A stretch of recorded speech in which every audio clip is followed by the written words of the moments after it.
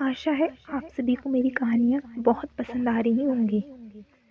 ये कहानी है मूली गाजर ले लो, खीरा ले लो, सब्जी वाले ने। कहानी शुरू करने से पहले ये 4 काम कर दो। पहला, चैनल को सब्सक्राइब कर दो और वहीं बाजू में घंटी है दबा दो। दूसरा काम, आपने सभी दोस्तों साथियों में शेयर कर दो मेरी स्टोरी। तीसरा काम, मुझे जल्दी से पेटीएम या फिर मेरे नंबर पे 187 का रिचार्ज कर दो।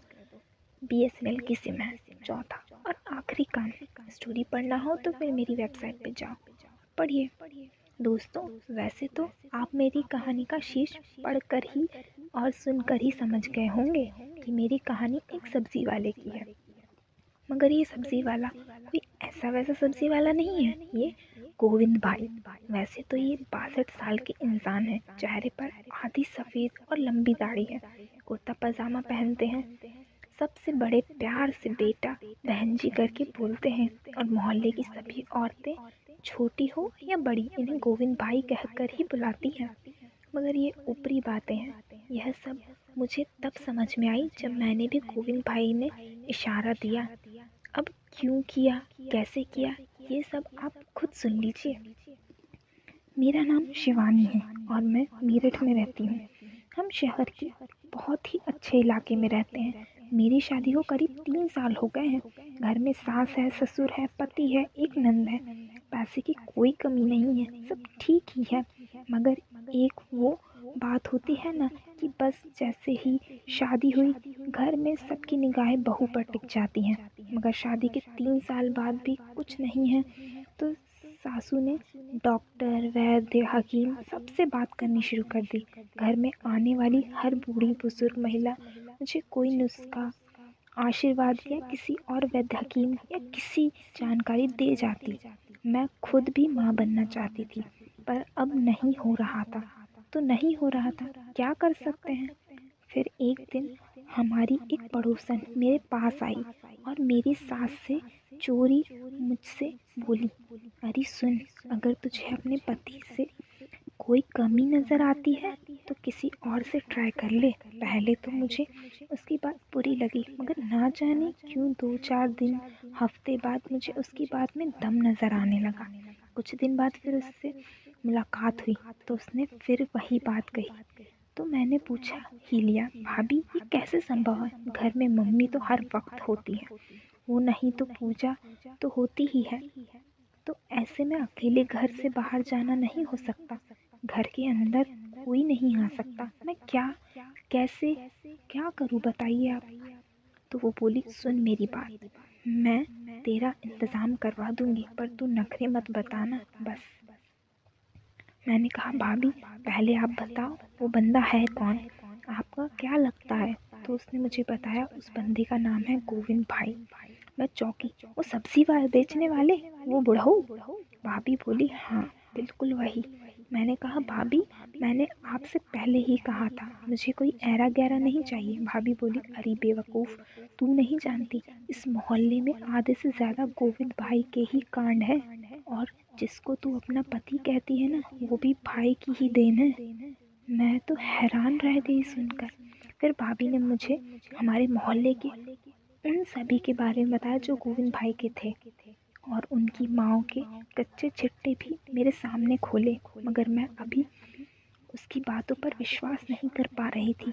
तो मैंने कुछ दिन अपने ही मोहल्ले की और औरतों से बात करी ताकि पता लग सके कि भाभी की बातों में कितनी सच्चाई है। जब औरतों को तो आदत होती है चुगली करने की। जैसे ही मैंने किसी के पास एक चुगली करी तो उसने 4 और के बारे में बता दी। किसका किसके साथ चक्कर था या है, कौन कौन औरत के कांड गोविंद के साथ के हैं। सबकी कहानी सुनने के बाद मुझे पता चल ही गया कि जिस आदमी को मैं यूं ही बेकार या सब्जी वाला समझती थी, वो तो एक बहुत ही महान हस्ती निकली। तो मैंने अपनी आंटी से कह दिया। अब मेरी सास भी मेरे पीछे पड़ी है, मगर मैंने अकेले का काम तो है नहीं। तो आंटी बोली, तू कहे तो गोविंद भाई से बात कर लूँ, पर तू तैयार रहना, फिर बाद में ना नुकुर मत करना। मैंने कुछ सोचा और फिर बोली, ठीक है आंटी, आप बात कर लो। अभी कुछ दिनों में हमारे एक शादी आने वाली है और उसमें मेरे सास ससुर दोनों जाएंगे। मैं मना कर दूंगी। उस दिन गोविंद भाई को भेज देना, मैं आपको सब डिटेल बता दूंगी। 2 एक दिन बाद आंटी ने बताया कि गोविंद भाई से बात हो गई है। वो कहते ही कि जब आना तो बता देना। अगले इतवार शादी थी और मेरे सास ससुर को मेरे पति अपनी गाड़ी में ले गए। अगर गोविंद भाई से कुछ ना हो पाया तो फिर पति देव ही कुछ करेंगे। ये तो अपने माँ बाप को लेकर 10 बजे के करीब चले गए। गोविंद भाई आए 10:30 बजे। मैं और बाकी मोहल्ले की औरतें उनसे सब्जी ले रही थी तो मैंने खुद ही कहा, गोविंद भाई चाय पियोगे? वो बोले, जीती रहो बेटी, दूधो नहाओ पूतो फलो। तुम बनाओगी तो क्यों नहीं पीऊँगा। मैं सब्जी लेकर अपने घर आ गई और चाय बनाने लगी। थोड़ी देर में आंटी और गोविंद भाई दोनों मेरे घर आ गए। मैं उन्हें ड्राइंग रूम में बैठाया और चाय पिलाई। आंटी ने बात शुरू करी, गोविंद भाई, मैं आपसे बात की थी ना, यही बहू है वो। अब 3 साल हो गए शादी को, अब तक गोद सुनी है, सास ताने मारने लगी है। अब आप तो हमारे मोहल्ले के पितामह हो, आप ही आपका आशीर्वाद इस बच्ची को दे ताकि कुछ हो मेरा भी। गोविंद भाई ने मुझे गौर से देखा और बोले, कोई बात नहीं, अगर बिटिया तैयार तो मैं तो आज ही आशीर्वाद दे देता हूँ। आंटी बोली, जी बिल्कुल तैयार है, आप बस इसको आशीर्वाद दे दो। चाय पीकर कप नीचे रखकर गोविंद भाई बोले, तो कहाँ बैठना है? मुझे बड़ा अजीब सा लगा। बैठना है मतलब क्या? फर्क भी क्या है मुझ में और किसी कश्ती में? मैंने कहा, उधर मैं उठकर चली तो गोविंद भाई ने उठकर मेरे साथ ही आ गए। आंटी मुस्कुराई में आई और गोविंद भाई ने अपना काम शुरू किया। वो बोले, बेटा ये आशीर्वाद है, इसमें मज़े मत ढूंढो। मैंने आंखें बंद कर ली और गोविंद भाई ने कोई देर नहीं करी और जितना हो सका था अपना पूरा योगदान दिया। उसके बाद बुढ़ाऊ दोनों, अब फल का इंतज़ार करो। मैंने कहा, गोविंद भाई आपका शुक्रिया अदा कैसे करूं? तो गोविंद भाई ने झट से बोले, बस शुक्रिया तो एक चीज़ से दे सकती है, मुझे टाइम देते रहना मेहनत का। मैं बोली, बिल्कुल गोविंद जी। उसके बाद आंटी आई और बोली, बस अब इंतज़ार कर, गोविंद जी बहुत ज़्यादा मेहनती हैं, मेहनत का फल ज़रूर मिलेगा। आंटी बोली, अब देखना तुझे चांद सा बेटा होगा, नीली आंखों वाला। गोविंद भाई ने जिसको भी आशीर्वाद दिया है इसकी आंखों का तारा ही मिला है। मैंने उठते हुए कहा, आंटी आपके यहाँ भी आंखों का तारा है? आंटी हंसी और बोली, हाँ तो वो भी गोविंद भाई का ही आशीर्वाद है।